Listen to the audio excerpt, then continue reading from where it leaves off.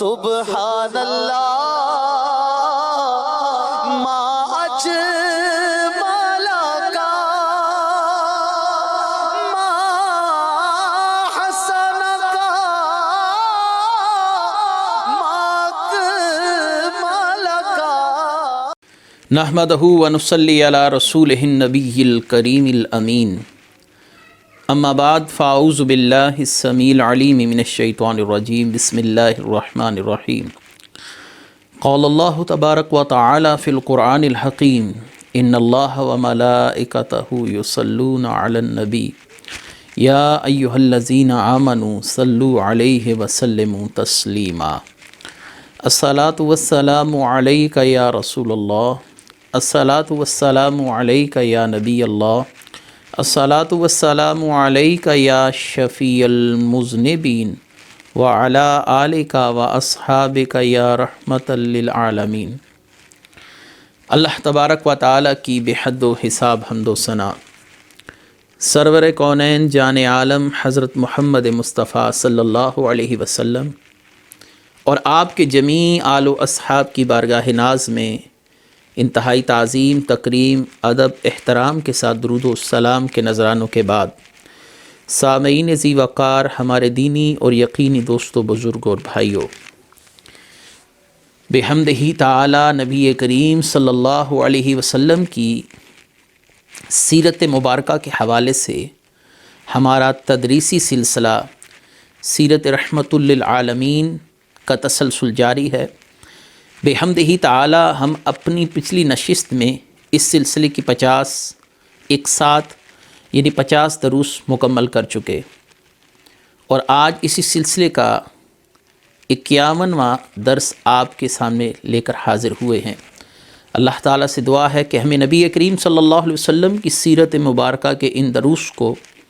بأحسن طریقے مکمل کرنے کی توفیق مرحمت فرمائے اور اسے ہمارے لیے اور ہماری آنے والی نسلوں کے لیے مشعل راہ بنائے۔ گزشتہ درس میں آپ نے سماعت کیا تھا کہ نبی کریم صلی اللہ علیہ وآلہ وسلم کو مکہ شریف کے اندر جن حالات و واقعات کا سامنا تھا وہ ایک بت پرست قوم تھی، اور بت پرست قوم کے سامنے قولوا لا الہ الا اللہ تفلحوا کا پرچار کرنا رسول اللہ صلی اللہ علیہ وسلم کے لیے انتہائی مصائب، پریشانیوں کا پیش خیمہ بن چکا تھا۔ آپ صلی اللہ علیہ وسلم کو آئے دن کسی نہ کسی مسئلے کا سامنا کرنا پڑا، اور اگر کفار کا شر آپ صلی اللہ علیہ وسلم کی ذات تک ہی محدود ہوتا تو شاید آپ صلی اللہ علیہ وآلہ وسلم اتنی تکلیف اور اتنی اذیت برداشت نہ کرتے، لیکن آپ صلی اللہ علیہ وسلم کے متبعین یعنی ان صحابہ کرام جو مہاجر صحابہ تھے ان پر بھی ظلم و ستم، مصائب و اعلام کے پہاڑ توڑ دیے گئے، اور مکے کے اندر رسول اللہ صلی اللہ علیہ وسلم کے چیلنجز کو دیکھا جائے تو بنیادی طور پر دعوت فکر، دعوت توحید نظر آتی ہے کہ اللہ ایک ہے، کہو اللہ ایک ہے، اور بت پرستی اور دیگر مظاہر کائنات کی پرستش کو باطل ٹھہرانے پر زور دیا گیا۔ لیکن جب نبی کریم صلی اللہ علیہ وآلہ وسلم مدینہ شریف تشریف لائے تو آپ صلی اللہ علیہ وسلم کا واسطہ 3 قسم کے لوگوں سے پڑا۔ 2 گروہ صاحبان کتاب یہود و نصارہ اور 1 گروہ مشرقین کا تھا۔ مشرقین کا گروہ اوس و خزرج کے قبائل پر مشتمل تھا۔ یہودی یہاں پر کافی مستحکم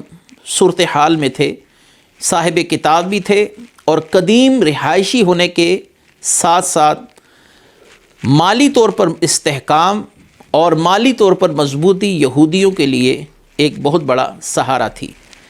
نبی کریم صلی اللہ علیہ وآلہ وسلم کے آنے سے جن لوگوں کے مفادات اور جن لوگوں کے فوائد کچل دیے گئے اور رسول اللہ صلی اللہ علیہ وآلہ وسلم کے آنے سے ان کی حیثیت انفرادی طور پر تقریباً ختم ہو کر رہ گئی، وہ لوگ مستقبل میں منافقین کی صورت میں اسلام کے خلاف ریشہ دوانیاں کرتے ہوئے نظر آئے۔ لہٰذا رسول اللہ صلی اللہ علیہ وسلم کے لیے مدینے کے اندر ایک مسلم ریاست کا قیام یہود و نصارہ اور مشرقین کے ساتھ ایک ہی وقت کے اندر نبرد آزما ہونا اور اس کے ساتھ ان مہاجرین کے لیے آبرو مندانہ رہائش کا بندوبست کرنا تاکہ ان کی عزت پر بھی کوئی حرف نہ آئے اور وہ کسی ایسے معاملے کے اندر شرم و حیا بھی محسوس نہ کریں، رسول اللہ صلی اللہ علیہ وسلم کے اقدامات بہت ہی قابل تحسین نظر آتے ہیں۔ ہم آج اپنی گفتگو کا آغاز اسلامی مواخات سے شروع کرتے ہیں کہ نبی کریم صلی اللہ علیہ وآلہ وسلم کا تعلق جس سرزمین سے تھا جہاں آپ کی ولادت ہوئی، یعنی اہل مکہ، وہ عصبیت کا جنون ان پر زوروں پر سوار تھا، باقاعدہ حکومتی نظام کا فقدان تھا، لہٰذا کسی شخص کو بھی اپنے لیے انصاف طلب کرنے کے لیے اپنے قبیلے کی حمایت کا ہونا ضروری سمجھا جاتا تھا۔ کوئی شخص اپنے قبیلے سے الگ لگ کر اور الگ رہ کر اپنی ذاتی طور پر حیثیت کو گویا کھو دیتا تھا، انسان کا تشخص، انسان کی پہچان گویا مٹ جاتی تھی۔ لہٰذا ایسے حالات و واقعات نے ان لوگوں کے اندر نسلی اور نسبی تعصب کو کوٹ کوٹ کر بھر دیا اور یہ لوگ اپنے قبیلے کی اہمیت کو غیر معمولی حد تک ماننا شروع ہوئے، اور کوئی شخص بھی اپنے قبیلے سے جدا ہو کر کسی دوسرے قبیلے کے ساتھ نبرد آزما نہیں ہو سکتا تھا جب تک اس کے اپنے قبیلے کی اس شخص کو معاونت حاصل نہ ہو۔ لہٰذا ایسے حالات و واقعات نے نسلی و نسبی عصبیت کا دروازہ کھول دیا۔ ان حالات میں نبی کریم صلی اللہ علیہ وآلہ وسلم نے عربی، عجمی، سیاہ، سفید ان بنیادوں کو اور لسانی بنیادوں کو ختم کرتے ہوئے ایک بنیاد پر مواخات کو قائم کیا۔ وہ اسلامی بھائی چارہ ہے کہ جب تمہارا خدا ایک، رسول ایک، کتاب ایک، فکر ایک، منزل ایک، راستہ ایک ہے، منشور ایک ہے، تو پھر ان تمام کی تمام خاصیتوں کو پس پشت ڈال کر صرف اور صرف اپنے آپ کو اسلامی لڑی میں پرو دیا جائے جس میں تمام کے تمام لوگوں کے مقاصد ایک ہیں، اور وہ تمام کے تمام خاصیتیں جن کا تعلق دور جاہلیت کی سوچ کے ساتھ تھا ان کو پس پشت ڈال دیا گیا۔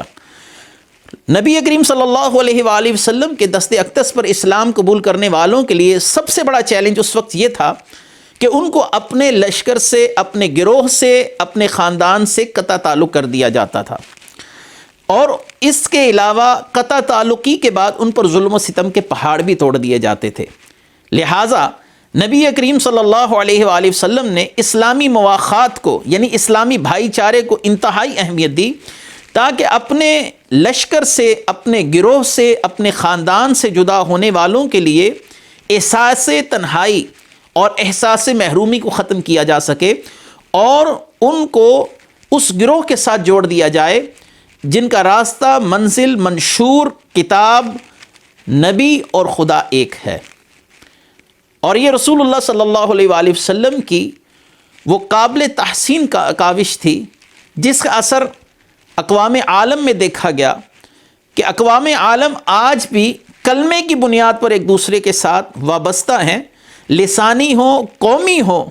رنگت کی بنا پر، خاندانوں کی بنا پر آج اسلام ایک دوسرے کے ساتھ پیوست نہیں، اس ایک منشور کی وجہ سے پیوست ہے کہ اللہ ایک ہے، رسول ایک ہے، کتاب ایک ہے، منزل ایک ہے، راستہ ایک ہے۔ لہٰذا اس استحکام کی بنیاد رسول اللہ صلی اللہ علیہ وسلم آپ مکہ شریف کے اندر ڈال چکے تھے۔ لہٰذا مکے میں جو لوگ اسلام قبول کر رہے تھے، آپ صلی اللہ علیہ وآلہ وسلم ان کے مابین آپسی مواخات اور آپسی بھائی چارے کی بنیاد کو انتہائی اہمیت کی نظر سے دیکھ رہے تھے، اور آپ اس کے دورس انجام کو بھی اور اس کے اثرات کو بھی جانتے تھے۔ لہٰذا رسول اللہ صلی اللہ علیہ وسلم نے فتح مکہ مکرمہ چھوڑنے سے پہلے، ہجرت سے پہلے، یعنی بہت سے صحابہ کرام کے درمیان مواخات قائم فرمائی، جیسا کہ حضرت حمزہ رضی اللہ تعالیٰ عنہ کو حضرت زید بن حارثہ کا بھائی بنا دیا گیا، اور حضرت عثمان بن عفان، جناب عبد الرحمن بن عوف، زبیر بن عوام اور حضرت ابن مسعود، حضرت عبیدہ بن حارث، جناب سیدنا بلال حبشی رضی اللہ تعالیٰ عنہ، سیدنا مصعب بن عمیر، سعد بن ابی وقاص، ابو عبیدہ بن جراح اور سالم مولا ابو حذیفہ،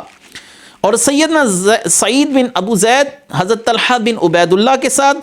ابو بکر صدیق رضی اللہ تعالیٰ عنہ کی مواخات یعنی بھائی چارہ رسول اللہ صلی اللہ علیہ وسلم نے حضرت عمر فاروق کے ساتھ قائم فرمایا، جبکہ رسول اللہ صلی اللہ علیہ وسلم نے اپنے لیے حضرت علی کرم اللہ وجہہ الکریم کو اپنا بھائی قرار دیا۔ یہ بھائی چارہ بڑے ہی برکتوں کا باعث بنا۔ پہلی برکت تو یہ ہوئی کہ وہ حضرات جن سے اسلام قبول کرنے کے بعد ان کے اپنے قبائل نے، اپنے خاندان نے قطع تعلقی کر لی تھی، ان کو اس قطع تعلقی کا ایک نعم البدل مل گیا، اور ان کو دیگر اسلامی بھائیوں کی وجہ سے کافی تقویت محسوس ہوئی۔ اب وہ اپنے محدود خاندانوں کی بجائے ایک ایسی لڑی میں پیرو دیے گئے تھے جس میں ہر نسل، ہر خاندان، ہر رنگت کا مسلمان شامل تھا، اور سب کے دلوں میں اللہ تعالیٰ نے ایک دوسرے کے لیے محبت کو کوٹ کوٹ کر بھر دیا۔ اس معاشرے میں جہاں پر نفرتیں پروان چڑھ رہی تھی، رسول اللہ صلی اللہ علیہ وسلم نے جو مواخات کا معاملہ فرمایا، اس کے بعد وہ نفرتیں ایک کلمے کی برکت سے، خدا وحدہ لا شریک کی وجہ سے، محمد رسول اللہ صلی اللہ علیہ وسلم کی وجہ سے، قرآن کی وجہ سے اب محبتوں میں تبدیل ہونے لگی، اور ان کی جمعیت ایک سیسا پلائی ہوئی دیوار کی طرح مستحکم ہو گئی، اور مسلم امہ جیسے ایک اینٹ دوسری اینٹ کا سہارا بنتی ہے، اسی طریقے کے ساتھ اس کی بنیاد مکہ شریف کے اندر اس مواخات کے معاملے میں نظر آتی ہے۔ نبی کریم صلی اللہ علیہ وسلم کا جب ہجرت کا معاملہ شروع ہوا اور آپ مدینہ شریف تشریف لائے، تو یہاں کے مخصوص ماحول میں جہاں پر یہودی عرصہ دراز سے رہنے کے وجہ سے اور صاحبان کتاب ہونے کی وجہ سے، یعنی جن پر کتاب کا نزول ہوا ہے، ایک ایسے نبی کے پیروکار ہونے کی وجہ سے جن پر کتاب کا اللہ نے نزول فرمایا، ان کو کافی اثر و رسوخ حاصل تھا، اور اس کے برعکس خونریز جنگیں اوس و خزرج کے درمیان کافی عرصے سے لڑی جا رہی تھی، جن کی تاریخ 1 صدی سے زیادہ بیان کی جاتی ہے۔ مکہ سے ہجرت کر کے آنے والے فرزندان اسلام اپنا مال و دولت، اپنی جائیداد، اپنے بندے بندائے کاروبار، اپنا ہر کچھ مکے میں چھوڑ آئے تھے، اور اب ضرورت اس امر کی تھی کہ مکے میں یہ لوگ جو اپنی دولت، اپنی جائیداد چھوڑ کر آئے، ان کو ایک آبرومندانہ طریقے سے مدینے میں آباد کیا جائے، اور اس طریقے سے ان کی مدد کی جائے کہ ان کو کسی طرح بھی شرم اور کسی قسم کی حیا کا سامنا نہ کرنا پڑے۔ تو رسول اللہ صلی اللہ علیہ وآلہ وسلم نے جب دیکھا کہ لٹے پھٹے مہاجرین کا سلسلہ ہجرت یہ شروع ہو چکا ہے، تو آپ صلی اللہ علیہ وسلم نے ادھر ایک ایسا ماحول تیار کیا جس میں انصار کو بحیثیت میزبان اور مہاجرین کو بطور مہمان متعارف کروایا گیا۔ مہاجرین اور انصار کے درمیان اسلامی مواخات کی بنیاد رکھی گئی۔ آپ صلی اللہ علیہ وآلہ وسلم نے ایک ایک مہاجر کو ایک ایک انصاری کا بھائی بنا دیا، اور ان لوگوں کے درمیان اسلام کی بنیاد پر ایک ایسا رشتہ مارز وجود میں آیا کہ انصار نے اپنی دولت، منقولہ و غیر منقولہ جائیداد، اپنے باغات، اپنی تجارت، یعنی جو کچھ بھی ان کے پاس اللہ تعالیٰ کا عطا کردہ تھا، اس کے اندر آدھے آدھے کا حصہ اپنے مہاجرین بھائیوں کے لیے وقف کر دیا۔ یہاں تک کہ نبی کریم صلی اللہ علیہ وآلہ وسلم نے جن مہاجرین اور جن انصار کو آپس میں بھائی بنایا، جیسا کہ جعفر بن ابو طالب کو سیدہ معاذ بن جبل یہ انصار سے تھے، ابو بکر صدیق ان کو حضرت خارجہ بن زید سے مواخات والا معاملہ فرما دیا گیا، حضرت سیدنا عمر فاروق رضی اللہ تعالی عنہ آپ کو عتبان بن مالک رضی اللہ تعالی عنہ کا بھائی بنا دیا گیا، ابو عبیدہ بن جراح، سعد بن معاذ اور عبد الرحمن بن عوف کا سعد بن ربیع سے، زبیر بن عوام کا سلمہ بن سلامہ سے، عثمان بن عفان کا اوس بن ثابت المنذر سے، طلحہ بن عبید اللہ کا کعب بن مالک سے، سعید بن زید بن عمر بن نفیل کا ابی بن قاب سے، مصعب بن عمیر کا ابو ایوب خالد بن زید سے، ابو حذیفہ بن عتبہ بن ربیعہ کا عباد بن بشر بن وقش سے، عمار بن یاسر کا سیدنا حذیفہ بن یمان رضی اللہ تعالی عنہ سے، اور ابو ذر غفاری کا منذر بن عمرو المعنق سے، حاتب بن ابی بلتع کا اویم بن سعادہ سے، سلمان فارسی کا ابو دردہ سے، بلال رضی اللہ تعالیٰ عنہ کا ابو رویحہ سے، سعد بن ابی وقاص کا محمد بن مسلمہ سے، عبداللہ بن مسعود کا سہل بن حنیف سے، عبداللہ بن حجش کا عاصم بن ثابت سے، عبیدہ بن حارث بن مطلب کا عمیر بن حمام سے، طفیل بن حارث کا سفیان بن نصر سے، حسین بن حارث کا عبداللہ بن جبیر سے، عثمان بن مظعون کا عباس بن عبادہ بن نزلہ سے، عتبان بن غزوان کا معاذ بن ماعز سے، صفوان بن واحد کا رافع بن معلہ سے، مقداد بن عمرو کا عبداللہ بن رواحہ سے، ابو سلمہ بن عبد الاسد کا سعد بن خیثمہ سے، زید بن خطاب کا معین بن عدی سے، عمرو بن سراقہ کا سعد بن زید الاشحلی سے، مستح بن اساسہ کا زید بن المزین سے، ابو مرصد الغنوی کا عبادہ بن صامت سے، عکاشہ بن محسن کا المجزر بن زیاد سے، عامر بن فحیرہ کا حارث بن سمہ سے، محجہ جو حضرت عمر کے غلام تھے ان کا سراقہ بن عمرو بن عطیہ سے بھائی چارے کا رشتہ استوار کر دیا گیا۔ یاد رہے کہ باہمی مواخات کا معاملہ کب وقوع پذیر ہوا، اس کے اندر مورخین کے اندر اختلاف ہے کہ یہ مواخات کا معاملہ ہجرت کے کتنے عرصے کے بعد قیام عمل میں آیا۔ اس کے لیے پہلی رائے 5 ماہ بعد، یعنی رسول اللہ صلی اللہ علیہ وسلم کے مدینہ شریف میں تشریف لانے کے 5 ماہ بعد یہ مواخات کا معاملہ شروع کیا گیا۔ بعض مورخین کی رائے 9 ماہ بعد، اور بعض کی 1 سال اور بعض کی 3 ماہ ہے۔ بہرکیف مواخات کا معاملہ جس بھی موقع پر کیا گیا، اس کے دورس اور بڑے بہترین نتائج برآمد ہوئے۔ یہاں پر ایک شبہ ہے جس کا ازالہ کرنا ضروری ہے۔ رسول اللہ صلی اللہ علیہ وآلہ وسلم نے جو مواخات مکے کے اندر فرمائی تھی، بعض صحابہ میں اس مواخات کو باقی رکھا، جیسا کہ سیدنا حمزہ رضی اللہ تعالیٰ عنہ کی مواخات کا معاملہ جو زید بن حارثہ سے مکے میں کیا گیا، مدینے میں بھی اس کو قائم رکھا گیا۔ اسی طرح رسول اللہ صلی اللہ علیہ وسلم نے جو حضرت علی رضی اللہ تعالیٰ عنہ کو اپنا بھائی قرار دیا، تو آپ نے مدینے میں بھی آ کر انہی کے ساتھ مواخات والا معاملہ جاری و ساری رکھا۔ شیخ ابن تیمیہ کا یہ کہنا کہ جناب علی رضی اللہ تعالیٰ عنہ کا حضرت سیدنا محمد مصطفیٰ صلی اللہ علیہ وسلم کے ساتھ مواخات والا معاملہ، یہ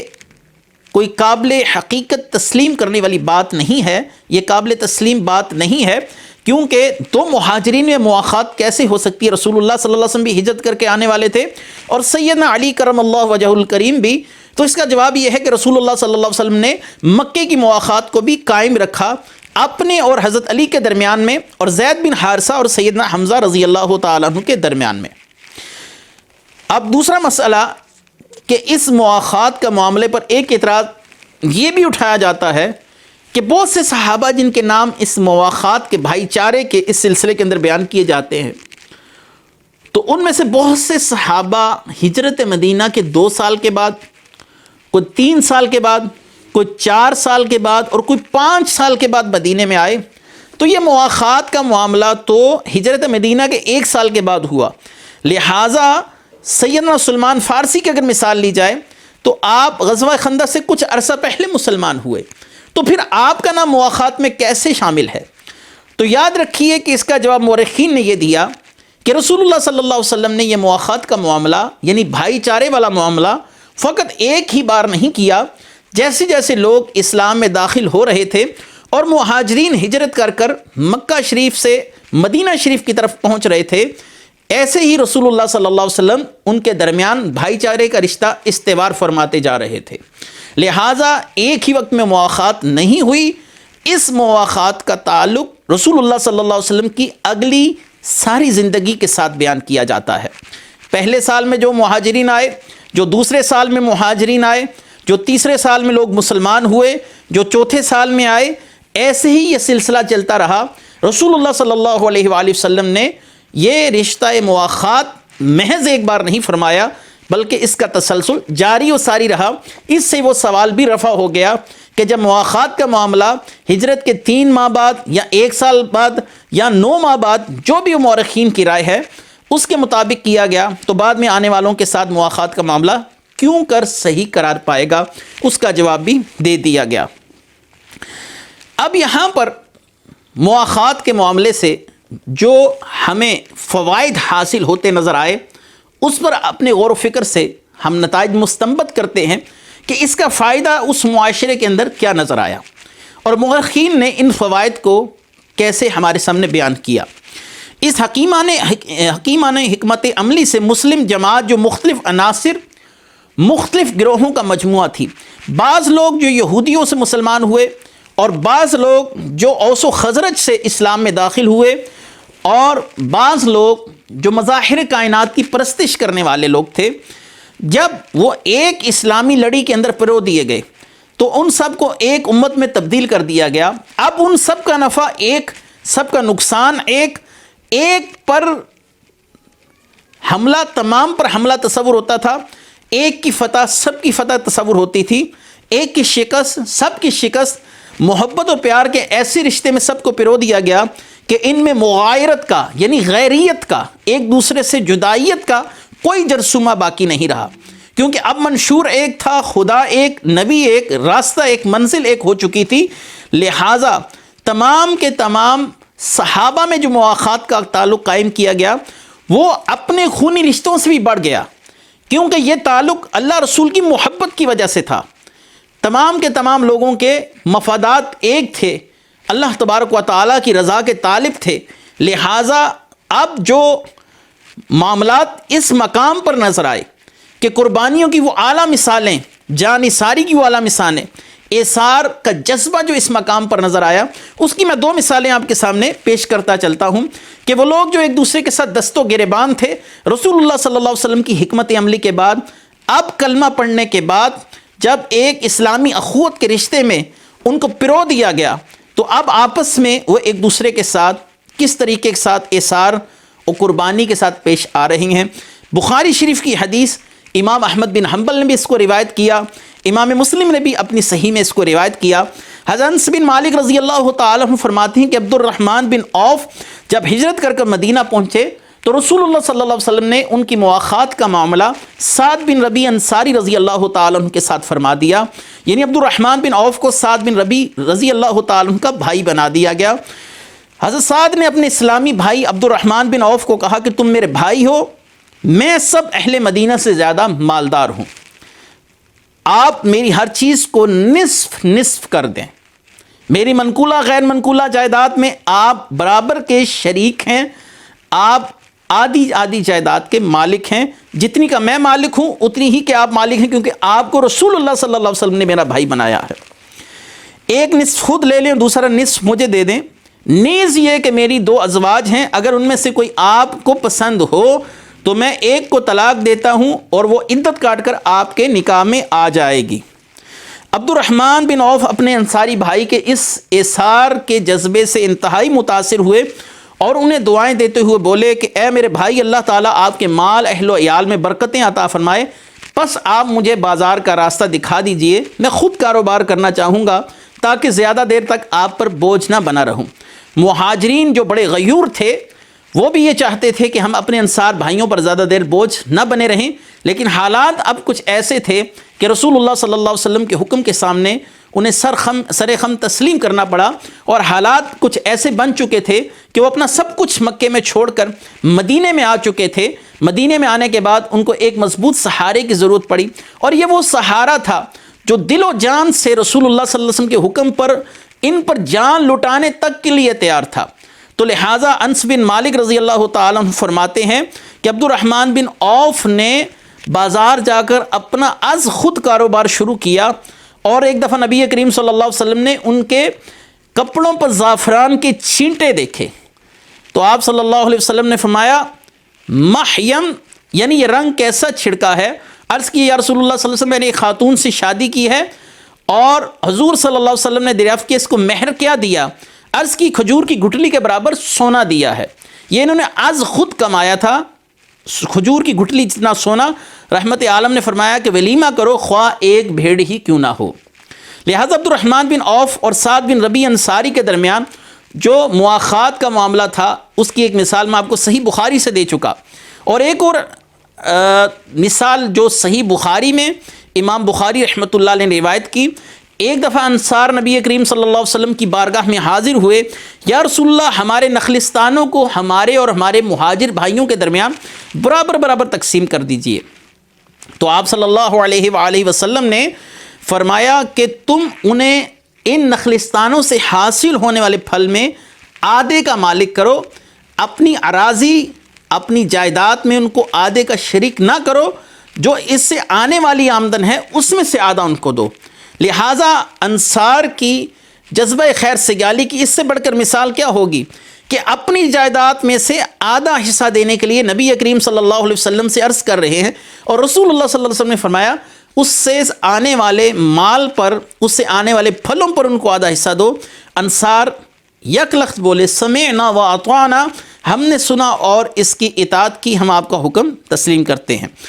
لہٰذا انصار کا دل تو چاہتا تھا کہ اپنی منقولہ اور غیر منقولہ ہر جائیداد میں اپنے مہاجر بھائیوں کو حصہ دار بنائے، لیکن مہاجرین کی ضد نفس انہیں اجازت نہیں دیتی تھی وہ ان کے مخلصانہ پیشکشوں کو قبول کریں۔ انصار اپنے مہمانوں کی روزمرہ کی ضرورتوں کو جس خوش دلی اور فراغ دلی سے پورا کر رہے تھے، اور اپنے مکانوں میں انہوں نے ان کے لیے رہائش کا بندوبست کر رکھا تھا، یہ اپنی مثال آپ ہے۔ اللہ تبارک و تعالیٰ کے محبوب نے ایسی مواخات کا تعلق بنا دیا، آپس کے اندر ایسی محبت اور ایسی دلی وابستگی کا ایک رشتہ قائم کر دیا کہ تمام کے تمام لوگ جو اگرچہ الگ تہذیبوں سے تعلق رکھتے تھے، الگ زبان بولنے والے تھے، الگ رنگ و نسل سے تعلق تھا، الگ قبائل سے تعلق تھا، نسلی عصبیت کا بھوت بھی اسلام قبول کرنے سے پہلے ان لوگوں کے سروں پر سوار تھا، لیکن آج رسول اللہ صلی اللہ علیہ وسلم کے ہاتھوں اسلام قبول کرنے کے بعد یہی لوگ ایک دوسرے پر جان نچھاور کرنے والے ہو گئے، اپنی جائیدادوں میں اپنے بھائیوں کو حصہ دینے والے بن گئے۔ نبی کریم صلی اللہ علیہ وآلہ وسلم کی اس مواخات اور انصار کے جذبہ خیر سگالی اور اثار کے جذبے کو خود مہاجرین نے رسول اللہ صلی اللہ علیہ وسلم کے سامنے کیسے بیان کیا۔ فرمایا یا رسول اللہ صلی اللہ علیہ وسلم، یہ قوم جن کے مہمان بننے کا ہمیں شرف حاصل ہوا، یہ چھوٹی چھوٹی باتوں پر ہمارا خیال کرتے ہیں اور دکھ میں ہماری دل جوئی کرتے ہیں، ہماری بڑی ضروریات کو پورا کرنے کے لیے اپنا مال فیاضی سے خرچ کرتے ہیں، یعنی سخاوت سے خرچ کرتے ہیں۔ ہم نے ان جیسی کوئی دوسری قوم نہیں دیکھی، ہمیں کسی قسم کی مشقت بھی کرنے نہیں دیتے، اپنی آمدنی سے ہمارے لیے پورا حصہ مقرر کر کے رکھتے ہیں۔ اب تو ہمیں یہ کھٹکا لگا رہتا ہے یا رسول اللہ صلی اللہ علیہ وسلم کہ اللہ کی بارگاہ سے مرتب ہونے والا اجر تمام کا تمام انصار ہی نہ لے جائیں، ہم مہاجرین اس معاملے میں ان سے پیچھے نہ رہ جائیں۔ رسول اللہ صلی اللہ علیہ وآلہ وسلم نے فرمایا ایسا نہیں ہوگا، تم ان کی فیاضی اور ایثار کی تعریف کرتے رہو، ستائش کرتے رہو گے اور ان کے لیے بارگاہ رب العزت میں دعا کرتے رہو گے، اللہ تعالیٰ اتنا ہی اجر تمہیں بھی عطا فرمائے گا۔ یعنی جنہوں نے تم پر احسان کیا، اس احسان کو مد نظر رکھتے ہوئے ان کی تعریف کرو اور ان کی ستائش کرو، اللہ تبارک و تعالیٰ تمہیں بھی اتنا ہی اجر عطا فرمائے گا۔ آپ صلی اللہ علیہ وسلم کے الفاظ ہیں کہ ما اثنیتم علیہم ودعوتہم اللہ تعالی لہم، اللہ سے ان کے لیے دعا کرو، ان کی تعریف کرو اور اللہ تبارک و تعالیٰ تمہیں اتنا ہی اجر عطا فرمائے گا۔ نبی کریم صلی اللہ علیہ وآلہ وسلم نے اپنے باغات مزروعہ زمینیں اپنے مہاجر بھائیوں کو دینے کی یہ جو بار بار پیشکشیں کی گئیں، لیکن نبی کریم صلی اللہ علیہ وآلہ وسلم نے جو انکار فرمایا اس کی بڑی وجہ یہ تھی کہ مہاجرین جو مکے سے آئے تھے ان کا زیادہ تر انحصار تجارت پر تھا، یہ لوگ تجارت کر کر اپنا پیٹ پالتے تھے اور مکے کے اندر زراعت کا معاملہ بہت کم دیکھنے میں ملتا ہے۔ لہٰذا رسول اللہ صلی اللہ علیہ وسلم نے ان تاجر پیشہ لوگوں، تجارت پیشہ لوگوں کو، ان تاجروں کے لیے زمین دینا ناپسند فرمایا، کیونکہ زمین پر کاشتکاری کرنے کا ان کو قطعاً کوئی تجربہ نہ تھا۔ انصار پہلے سے مدینے میں آباد تھے اور کاشتکاری کرنا یہ ان کے روزمرہ معمولات کا حصہ تھا، لہٰذا اللہ تبارک و تعالیٰ کے محبوب نے اسی حکمت کے تحت مہاجرین کو زمینیں دینے سے منع فرما دیا۔ جب قبیلہ بنو نذیر یہودیوں کے قبیلوں کو نبی کریم صلی اللہ علیہ وسلم نے مدینہ شریف سے در بدر کر دیا، اس کے واقعات انشاءاللہ العزیز اپنے مقام پر آ رہی ہیں کہ یہودیوں کو اس ذلت و رسوائی کا سامنا کیوں کرنا پڑا۔ تو بنو نذیر کو جلا وطن کرنے کے بعد ان کی کافی زمین رسول اللہ صلی اللہ علیہ وسلم کے تصرف میں آ گئی۔ آپ صلی اللہ علیہ وآلہ وسلم نے اس زمین کو اپنے صحابہ کرام میں برابری کی بنیاد پر تقسیم کر دیا، اور نبی کریم صلی اللہ علیہ وآلہ وسلم نے انصار صحابہ سے کہا، اگر تم چاہو کہ بنو نذیر کی زمینوں کو اور تمہارے اموال کو تمہارے درمیان اور ان کے درمیان تقسیم کر دوں، اور اگر تم چاہو تو مہاجرین کے درمیان صرف تقسیم کر دوں، کیونکہ یہاں پر مہاجرین کے لیے رہائشی منصوبہ زیر تکمیل ہونے والا تھا یا مارز عمل میں آنے والا تھا، تو لہٰذا رسول اللہ صلی اللہ علیہ وسلم نے ان بنو نذیر کی زمینوں کے متعلق انصار سے مشورہ کیا کہ یہ زمینیں تم میں اور مہاجرین میں برابری کی سطح پر تقسیم کر دی جائیں، اور اگر تم کہو تو یہ ساری کی ساری زمین میں مہاجرین کے اندر تقسیم کر دوں۔ تو ان جانثاران حسن مصطفیٰ صلی اللہ علیہ وسلم نے ارشاد فرمایا، یعنی انصار صحابہ نے، بل قسم حاذہ فیہم واقسم لہم من اموالنا ما شئت یا رسول اللہ صلی اللہ علیہ وسلم، یا رسول اللہ بنو نذیر کی یہ مزروعہ زمینیں تو حضور صلی اللہ علیہ وسلم سب کی سب مہاجر بھائیوں میں تقسیم فرما دیں، اور ہماری زمینوں کو بھی ان کے درمیان اپنی مرضی اور منشا کے مطابق تقسیم فرما دیں، ہمیں کوئی اعتراض نہیں ہوگا۔ اللہ تبارک و تعالیٰ نے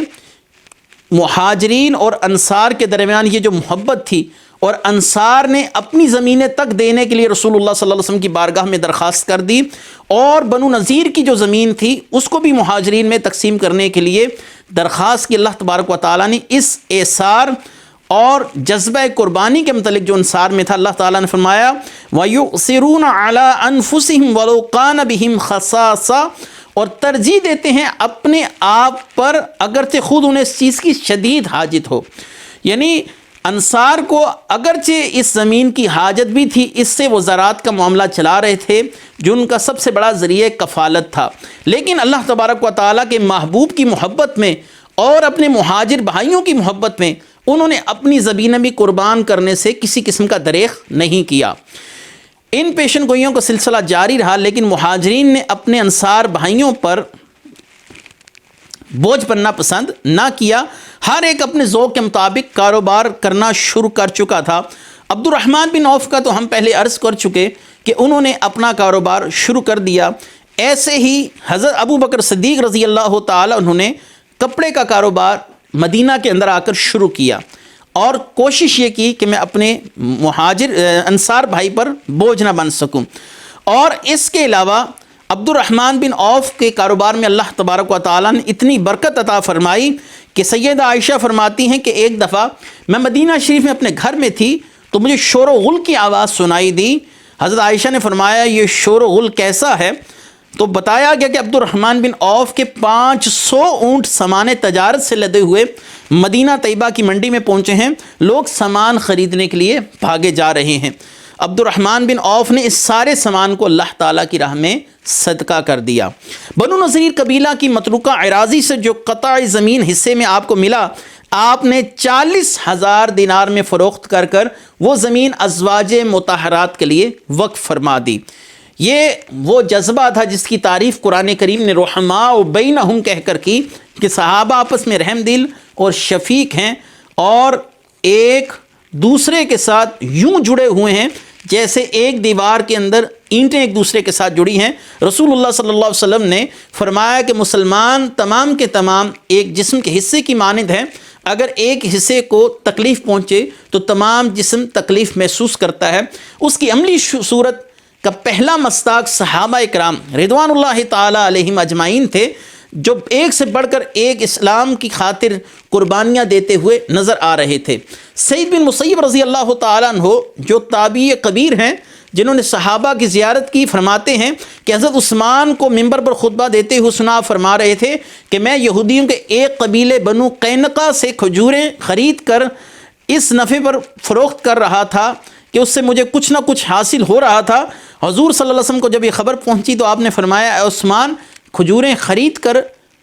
ان کو ماپا کرو اور ماپ کر فروخت کیا کرو۔ یعنی حضرت عثمان بھی اپنے کاروبار کے اندر کافی مہارت کے ساتھ آگے بڑھتے جا رہے تھے۔ سیدنا ابوبکر صدیق کا میں نے پہلے عرض کیا کہ نواحی بستی سخ میں اقامت پذیر ہوئے، وہاں کپڑے کی تجارت کا آپ نے معاملہ شروع کیا۔ رسول اللہ صلی اللہ علیہ وسلم کے اس انقلابی اقدام سے پہلے یہ جو مواخات کا معاملہ ہوا اور پھر مہاجرین اپنے اپنے کاروبار کے اندر مشغول ہو گئے اور کوشش یہ کی کہ ہم اپنے انصار بھائیوں پر زیادہ بوجھ نہ بنے، رسول اللہ صلی اللہ علیہ وآلہ وسلم نے اب سب سے زیادہ توجہ مدینہ ریاست کے اندر رہنے والے لوگوں کے لیے ایک منشور بنانے کی طرف دی، اور اس مقام پر ایک منشور اور ایک میثاق نامہ تحریر کیا گیا جس کی مورخین کے بقول 43 یا 47 شکیں تھیں، اور سرکار دو عالم صلی اللہ علیہ وآلہ وسلم نے ان بنیادوں کو جو مسلمانوں کے اندر بھائی چارے کی بنیادیں ڈالی، ان بنیادوں کو نسل، رنگ، زبان اور وطن کی بنیاد پر پروان نہیں چڑھایا۔ ان تمام بنیادوں کے اندر ایک چیز امت کے اتحاد کی بنیاد فقط دین اور عقیدے کو قرار دیا گیا، یعنی لا الہ الا اللہ یہی منشور ہے، محمد رسول اللہ صلی اللہ علیہ وسلم یہی منشور ہے، اور قرآن منشور ہے، اللہ اور اس کے رسول کی حاکمیت اعلیٰ کو تسلیم کر لیا جائے، یہی مسلمانوں کے لیے آخری لائحہ عمل ہے۔ رسول اللہ صلی اللہ علیہ وسلم کا حکم ہر مسلمان کے لیے نافذ العمل ہے۔ رسول اللہ صلی اللہ علیہ وسلم کی بارگاہ میں آنے والے کسی بھی خطے، کسی بھی قوم، کسی بھی زبان سے تعلق رکھنے والے شخص کے لیے کوئی انفرادیت باقی نہیں رہی۔ آپ صلی اللہ علیہ وآلہ وسلم کی بارگاہ میں جو آتا گیا، رسول اللہ صلی اللہ علیہ وسلم اس سے خوش دلی سے قبول کرتے رہے اور ان کو عدل اور مساوات کا درس دیتے رہے، اور یہاں تک کہ یہاں پر ایک بہت اہم جملہ اور قیمتی جملہ جو میں نے کتاب رحمت للعالمین کے اندر سلمان منصور پوری نے لکھا، وہ پڑھا تو مجھے اس جملے سے رسول اللہ صلی اللہ علیہ وسلم کی جو تمام دعوت ہے اور جو تمام دعوت کا نچوڑ ہے وہ ایک ہی جملے کے اندر نظر آیا۔ تو سلمان منصور پوری نے لکھا رحمت للعالمین کے اندر کہ رسول اللہ صلی اللہ علیہ وسلم کے مجمع کے اندر حضرت عمر فاروق جیسا جلال اور رعب رکھنے والا شخص بھی موجود ہے، صدیق اکبر رضی اللہ تعالیٰ عنہ جیسا حلیم الطبع شخص بھی ہے، مولا علی کرم اللہ وجہ الکریم جیسا شجاع شخص بھی ہے، سلیمان فارسی رضی اللہ تعالیٰ عنہ جیسی شخصیت بھی ہے، بلال حبشی جیسے حبشے کے غلام بھی ہیں، لیکن رسول اللہ صلی اللہ علیہ وسلم کی بارگاہ میں تمام کے تمام لوگوں کے سر ایک ہی برابری پر جھکے ہوئے تھے، کسی کا سر اونچا نہیں تھا۔ تو گویا یہ اس بات کا واضح ثبوت تھا کہ رسول اللہ صلی اللہ علیہ وسلم کی بارگاہ میں جو آیا اس کو اسلام نے وہ عزت دی کہ تمام کے تمام لوگ اسلامی مساوات کی بنیاد پر آپس میں پیوست ہو گئے اور ایک دوسرے کے ساتھ جڑ گئے۔ تمام کے تمام لوگوں کے اندر وہ بھائی چارہ قائم فرمایا کہ بلال حبشی جن کا تعلق حبشہ سے ہے اور اسلام سے قبل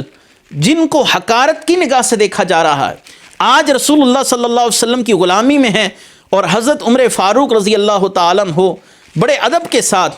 اور وہ یہ عمر ہیں جن کا شجرہ نسب، جن کا جاہ و جلال یہ کسی سے پوشیدہ نہیں، عرب کے اندر ان کا مقام و مرتبہ یہ کسی سے پوشیدہ نہیں، اور جو رعب و دبدبہ ان کو حاصل تھا یہ کسی اور شخص پر اللہ تبارک و تعالیٰ کا اتنا کرم نہ تھا۔ رسول اللہ صلی اللہ علیہ وسلم نے آپ کو خصوصی طور پر اللہ کی بارگاہ سے مانگا تھا، لیکن آج جب رسول اللہ صلی اللہ علیہ وسلم کے حلقہ غلامی میں بیٹھے ہیں تو حضرت بلال رضی اللہ تعالیٰ عنہ کو عزت دیتے ہوئے فرماتے ہیں، یا سیدنا بلال، اے ہمارے آقا بلال رضی اللہ تعالیٰ عنہ۔ رسول اللہ صلی اللہ علیہ وسلم نے